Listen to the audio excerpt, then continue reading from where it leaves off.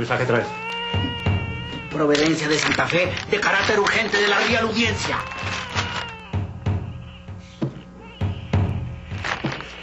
Me cago en la hostia. ¿Malas nuevas, señor? Nada.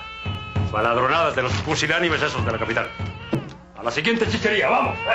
¿Es cuál? La que llaman la de Rubilla. La película que hoy presentamos, sin embargo, es muy interesante y muy buena. Se trata de una obra completamente colombiana que fue realizada por la productora Audiovisuales en el marco de una miniserie sobre historias de delitos y de amores de la colonia. La cinta de hoy se llama El alma del maíz. Para hablar de esta película tenemos hoy a su investigadora, la persona que coordinó la investigación de esta serie. Ella se llama María Teresa Calderón. María Teresa Calderón es historiadora. María Teresa, gracias por acompañarnos. Muchas gracias, Julián. Es un placer estar aquí. Claro, bueno, estamos frente a una situación muy interesante y es que todo el mundo conoce al Gabo escritor, algunas personas saben que Gabo ha sido guionista y que estudió cine, saben que tuvo que ver con la historia del cine de varios países, pero aquí nos encontramos con un Gabo que desde la crónica se preocupa por la historia colombiana e impulsa la realización de una miniserie. Cuéntanos un poco cómo fue la relación de Gabriel García Márquez con esta serie. A ver, Julián, yo creo que hay como una convergencia de factores en el momento en que se produce esta serie. Gabo había escrito ya El General y yo creo que eso le había permitido aproximarse a la historia política de Colombia de una manera muy interesante, porque Gabo había visto, digamos, había leído la historia no científica y se había enfrentado a la pluralidad de interpretaciones que había alrededor del personaje de Bolívar. Y eso lo había llevado como a soñar en la posibilidad de crear un espacio donde se pudiera escribir la verdadera historia de Colombia. En las primeras encuentros que yo tuve con Gabo me habló del tema que evidentemente en un principio me asustó un poco, este propósito de hacer la verdadera historia de Colombia. ¿Por qué te asustó? Porque la idea de escribir un relato que sea el relato de autoridad, el relato de veracidad es muy peligroso. Seguro.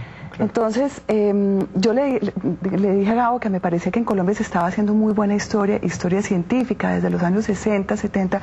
Había empezado a haber una formación seria en las universidades y había muy buenos historiadores, pero historiadores que normalmente se quedaban en las universidades y cuyo trabajo tenía muy poca posibilidad como de proyectarse hacia el público.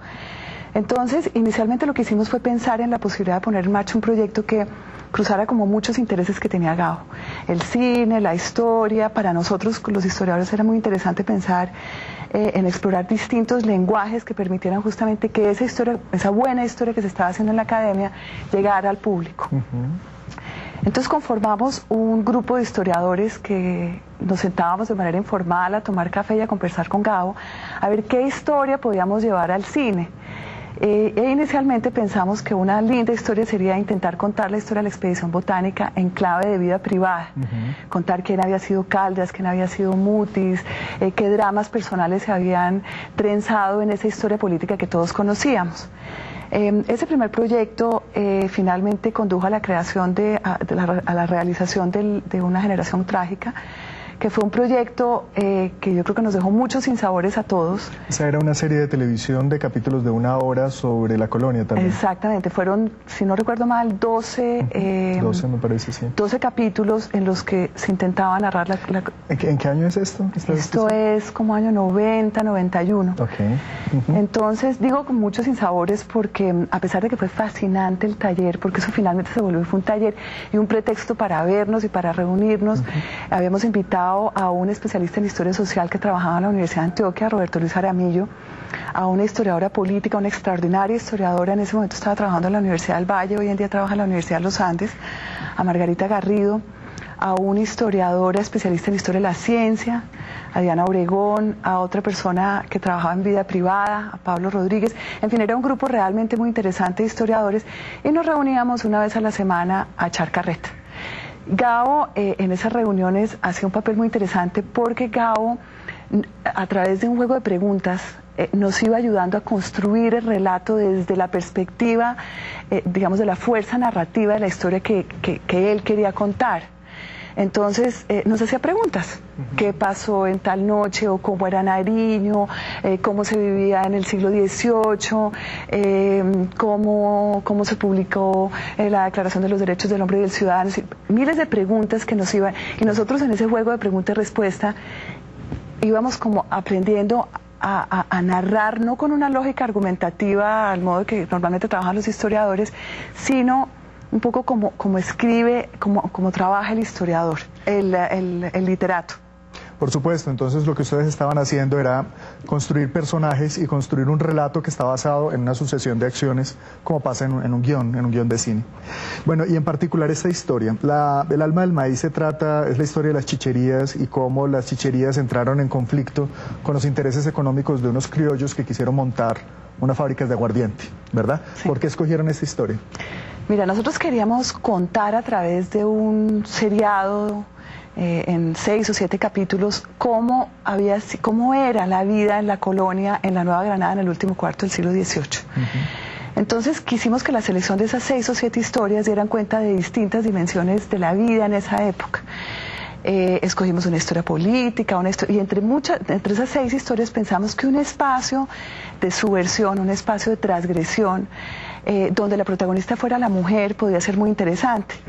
Entonces las chicherías nos parecieron que era realmente como un sitio muy mágico. Las chicheras eran normalmente mujeres, estos eran espacios donde interactuaban distintos estamentos sociales, lo cual le daba realmente los hacía muy interesantes. Y nos fuimos a los expedientes judiciales del siglo XVIII a buscar historias y encontramos esta historia. Digamos, el eje de esta historia está basado en ese expediente y no se tocó la historia. Se alumbran, digamos, ciertos aspectos de la historia que no estaban narrados en el expediente, pero esto está todo basado en elementos históricos. Bueno, pero ¿qué le dice esta historia de la chicha a un colombiano contemporáneo? Julián, esa era una de las obsesiones que nos movían a este proyecto, que estas historias tuvieran resonancias con la vida cotidiana de la gente común y corriente. Esta es la historia de una mujer que está luchando por sacar adelante a su hijo, a su familia, cuya actividad, digamos, entra en conflicto con intereses económicos de grupos más importantes. Con grandes poderes económicos. Sí, eso suena conocido. Es una historia que se repite, es una historia. Esta sociedad en particular está llena de mujeres, cabezas de hogar, sacando adelante sus familias. Es una historia en el 18 que yo creo que le va a decir mucho a la gente sobre su vida. Sí, yo creo también. Y como tú lo acabas de decir, como de esas dos formas de producción donde tenemos esta gente que quiere ser libre, trabajar independientemente y no tienen grandes capitales, y por el otro lado tiene una gran empresa que trata de alguna manera de avasallarlos, pues es la misma historia de la chicha en el siglo XX y la cerveza. Exactamente, es una historia que se repite. Como las cerveceras trataron de acabar con las chichas también. Es una historia que se repite, es exactamente eso. Sí, eso es muy interesante. María Teresa, ¿y tú has tomado chicha? No. ¿No has tomado chicha? Pecado, Julián, no. Es el colmo, mira. Sí, un pendiente. Muchos libros y poca chicha. Y poca chicha, de acuerdo. Es un placer tenerte con nosotros y tenemos que decirte otra cosa. Este trabajo es uno de esos trabajos que han sido brillantes en la televisión colombiana y que yo en lo personal lamento que no hayan pasado en cine porque es una muy buena película realmente. Hay que darte las gracias a ti y a todo el equipo de investigadores, pero también, bueno, un excelente libretista que fue Humberto Dorado, un excelente guionista, y por supuesto a su directora Patricia Restrepo. No, el equipo fue todo extraordinario, la experiencia fue fascinante y yo creo que todos conservamos un recuerdo, digamos, muy grato de esta experiencia.